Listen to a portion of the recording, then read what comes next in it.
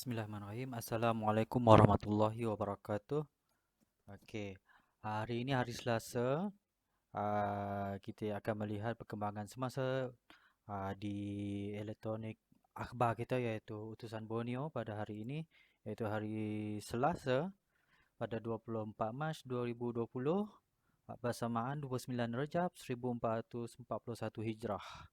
Okey, kita lihat yang isu utama dalam surat khabar hari ini. Yang pertama sekali adalah bantuan hadapi COVID-19.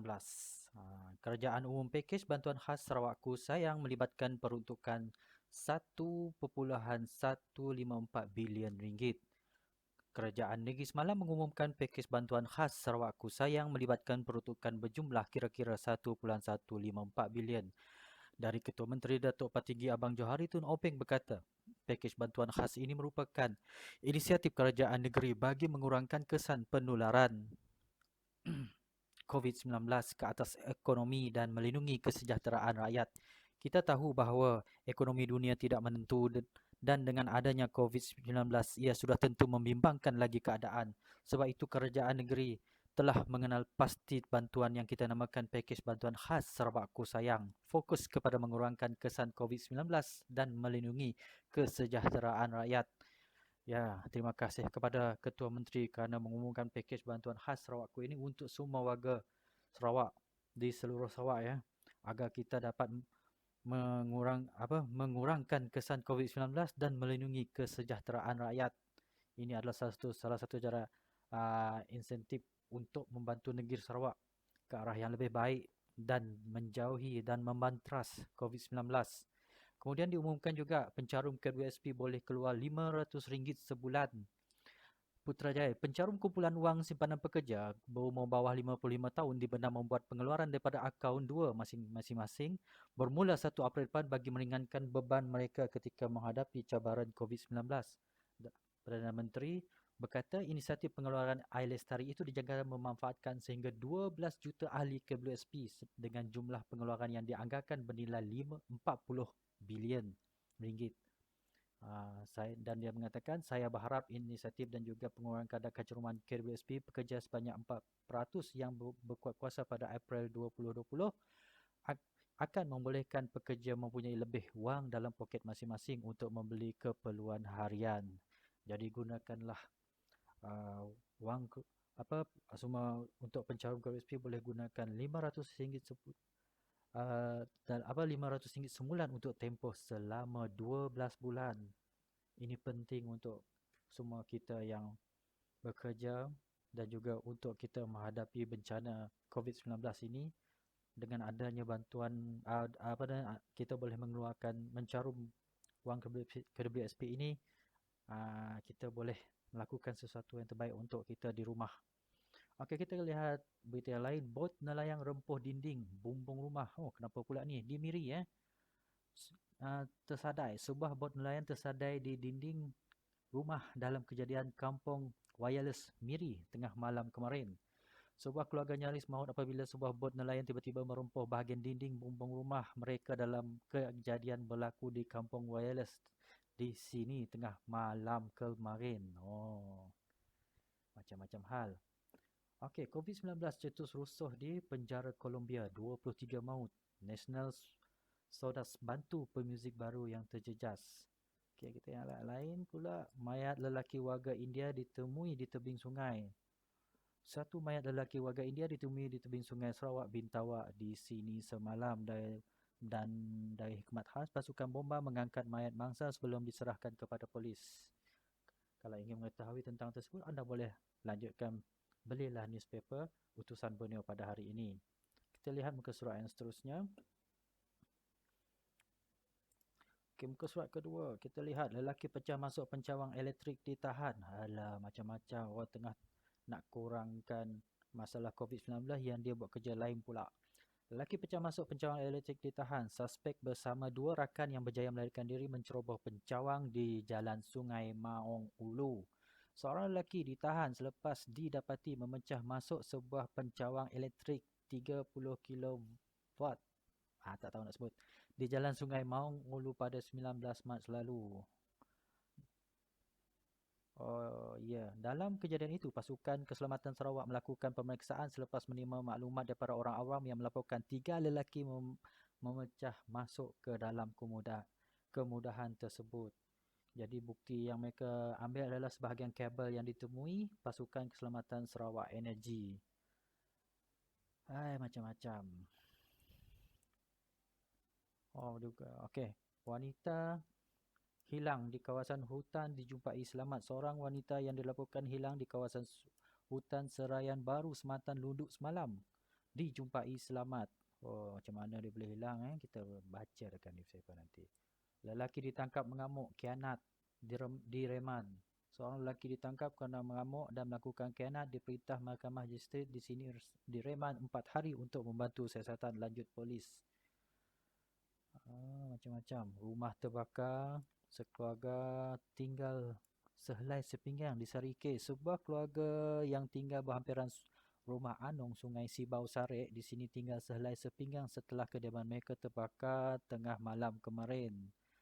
Oh, kesian. Mudah-mudahan mereka dapat bantuan daripada apa-apa orang-orang yang tertentu ya, dan juga kita boleh menyumbang sesuatu untuk mereka di sana. Mudah-mudahan mereka, kesian juga sekeluarga tinggal sehelai sepinggang habis terbakar, tak tahu apa punca dia.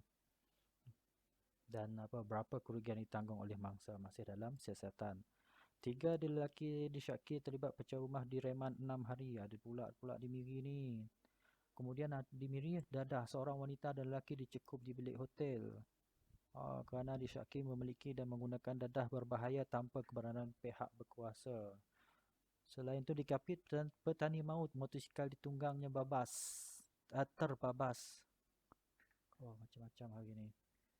Mari kita lihat muka surat sebelah. RM250 sebulan diberi pada golongan B40, diberi selama 6 bulan dari April sehingga September 2020 di bawah pakej bantuan khas Sarawakku Sayang. Ini bertujuan untuk memberi manfaat kepada 430,000 rakyat B40 di negeri ini dan mereka akan menerima sebanyak 1,500 untuk tempoh 6 bulan. Ya. Menurut dari Datuk Petinggi Abang Johari Tun Ompeng untuk RM250 sebulan selama 6 bulan berturut-turut dan total dia adalah RM1,500. Kemudian diskaun 50% kepada penjaja bagi sewa pasar dan gerai. Ini akibat juga terkesan akibat COVID-19. Kemudian melalui Kementerian Kebajikan Kesejahteraan Komuniti Wanita, Keluarga dan Pembangunan Kanak-kanak, lulus peruntukan sebanyak RM944,360 untuk bantu petugas barisan hadapan agensi kerajaan. Yang akan bermula diberikan bantuan yang diberikan Kerajaan Sarawak kepada petugas terbabit adalah bermula 24 hingga 31 Mac. Ini untuk bagus ni. Diskaun bil elektrik dan air selama 6 bulan juga diumumkan oleh Ketua Menteri Sarawak. Kemudian petugas barisan hadapan COVID-19 diberi insentif bulanan khas. Bantuan khas RM500 penjawat awam persekutuan di Sarawak dibayar pada bulan Mei. 2 juta topeng penutup mulut dan hidung diberi juga kepada rakyat. Dan juga ada disebutkan di sini DAP Sarawak sumbang 1,500 penutup mulut dan hidung di Kuching kepada Hospital Umum Sarawak. Bagus sumbangan tersebut. Selain itu, kita rujuk ke surat sebelah. Yang ni pula penting.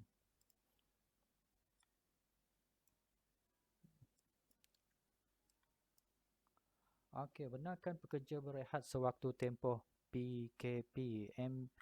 Majikan jangan berdegil dan dengan tidak membenarkan pekerja mereka berehat di rumah sewaktu tempoh Perintah Kawalan Pergerakan ini berlangsung sehingga 31 Mac ini melaporkan MBKS melaporkan 15 majikan kepada polis untuk diambil tindakan selepas terima aduan daripada orang ramai.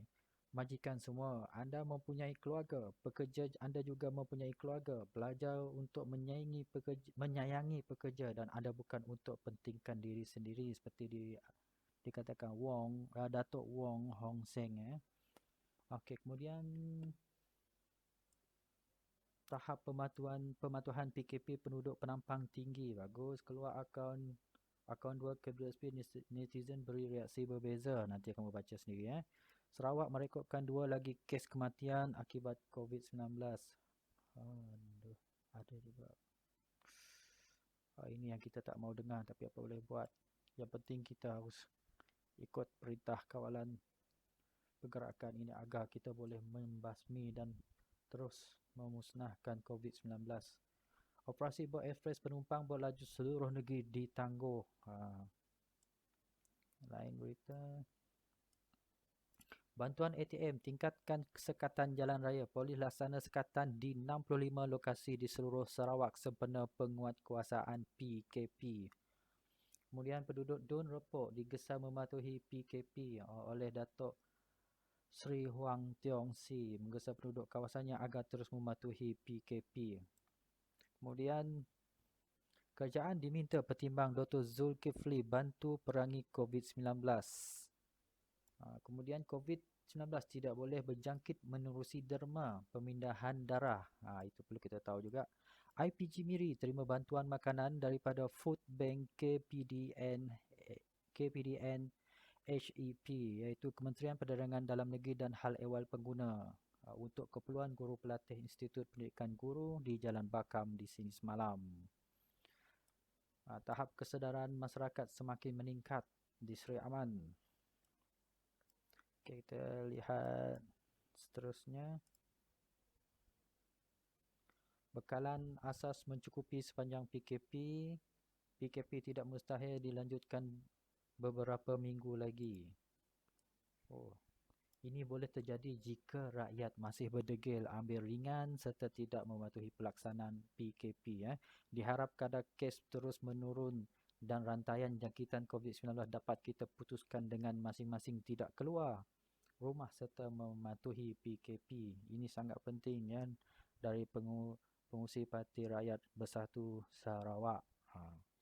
Petugas Barisan Hadapan perlu ujian saringan kesihatan awal. Talib hulu sumbangan hargai kaki tangan Barisan Hadapan. Polis tentera terus perhebat sekatan jalan raya di Serai Ahmad. Okey, berita-berita lain masih banyak yang kita nak bacakan, tapi kita ambil yang ringkas saja. Okey, sukan. Sebagai satu langkah yang wajar, Majlis Olimpik Malaysia lega IOC cari pelan alternatif tangguh Sukan Olimpik 2020. Bagus. Sebelum ini, kita bersetuju Sukan Olimpik diteruskan mengikut tarikh asal jika keselamatan dan kesihatan atlet terjamin. Selain kerisauan mengenai sistem kelayakan, sekarang kita boleh berasa lega kerana IOC buka peluang kepada pelan alternatif berhubung penganjuran Sukan Olimpik 2020 oleh Datuk Seri Muhammad Nurza Zakaria iaitu Presiden MOM. Kemudian Sukma 2020 Johor diputuskan selepas berakhir PKP iaitu pada 31 Mac nanti, sama ada diteruskan ataupun sebaliknya.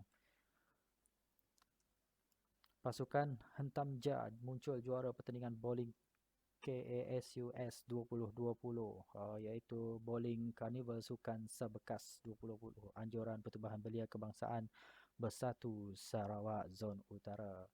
Okey, itu saja untuk hari ini secara ringkas. Jikalau anda ingin melanggan semua di bawah syarikat Sihua Group, iaitu ada Borneo Post, The Sunday Post, Utusan Borneo, Borneo Post Online, Sihua Online, TEAFM, kamu boleh lanjutkan dengan menghubungi nombor yang tertera di sini. Itu saja untuk hari ini. Maaf terlalu lambat memberi laporan pada hari ini untuk berita Utusan Borneo di Sarawak. Kepada yang jauh berada di luar Sarawak, boleh menikmati apa yang terkandung dalam Utusan Borneo melalui e-paper, dan anda boleh lanjutkan dengan menonton pada esok hari. Untuk pada semua Legenda Alam Channel, boleh rujuk pada berita keesokannya hari ini. Okey, saya harap semua boleh mematuhi perintah kawalan pergerakan agar kita dapat sama-sama membantras jaringan COVID-19. Itu saja untuk hari ini. Assalamualaikum warahmatullahi wabarakatuh.